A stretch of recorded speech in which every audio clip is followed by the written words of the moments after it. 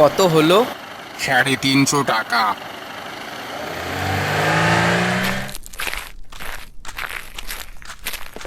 আজ ঠাকুর দেখতে বেরিয়ে খুব মজা হলো। মজা তো হলো, কিন্তু এবার কি হবে? কেন, কি হলো আবার?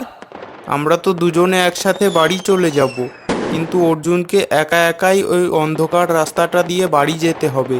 হ্যাঁ, সেটা ঠিক।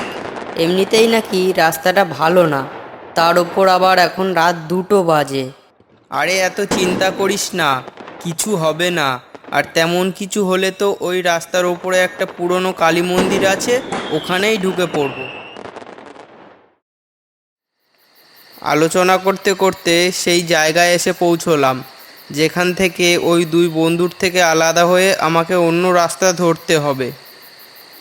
ঠিক আছে ভাই, তাহলে সাবধানে যা, কাল আবার দেখা হবে। ঠিক আছে, তোরাও সাবধানে যাস। টাটা। হ্যাঁ, টাটা। গুড নাইট ভাই। এরপর আমি একাই বাড়ির উদ্দেশ্যে অন্ধকার রাস্তায় চলতে শুরু করি।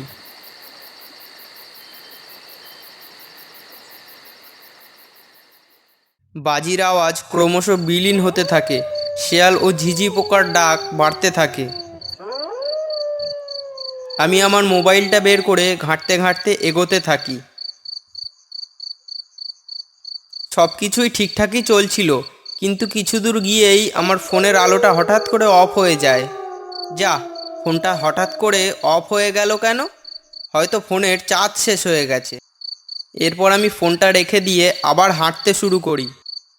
হাঁটতে হাঁটতে পুরনো কালী মন্দিরটা আসার কিছু দূর আগেই একটা জিনিস অনুভব করি। মনে হচ্ছে যেন আমার পেছনে পেছনে কেউ একজন হাঁটছে, কিন্তু পেছনে ফিরে তাকিয়ে দেখি কেউ নেই। এই ঘটনার পর আস্তে আস্তে আমার গা ভারী হতে থাকে। আমি হেঁটেই যাচ্ছি, কিন্তু কিছুতেই এগোতে পারছি না। 10 মিনিট ধরে হাঁটার পরেও সেই একই জায়গায় আছি। আশ্চর্য, কি হচ্ছে আমার সাথে এসব?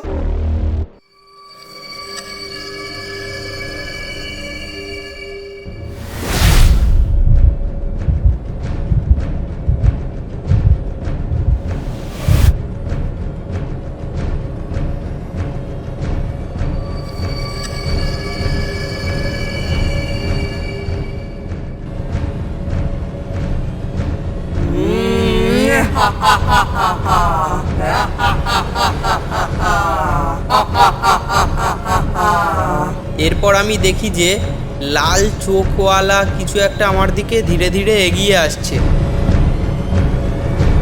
একসময় ওটা আমার সামনে এসে দাঁড়ালো।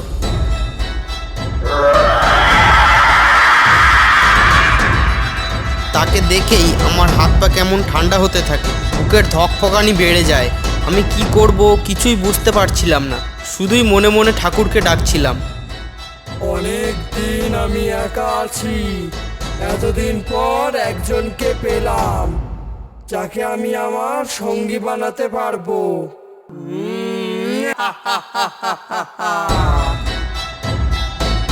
মা, মা কালী, বাঁচাও আমায়, বাঁচাও আমায় মা। আমি কি করব কিছুই বুঝতে পারছিলাম না, শুধুই মনে মনে ঠাকুরকে ডাকছিলাম আর ভাবছিলাম হয়তো এটাই আমার শেষ রাত।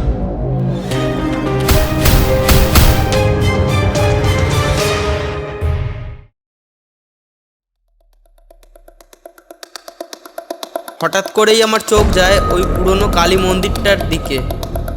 দেখতে পেলাম যে ওই মন্দিরটার ভেতর থেকে একটা বুড়ি আমার দিকে এগিয়ে আসছে। বুড়িটাকে দেখেই সঙ্গে সঙ্গে লাল চোখওয়ালা জিনিসটা আমার সামনে থেকে উধাও হয়ে গেল।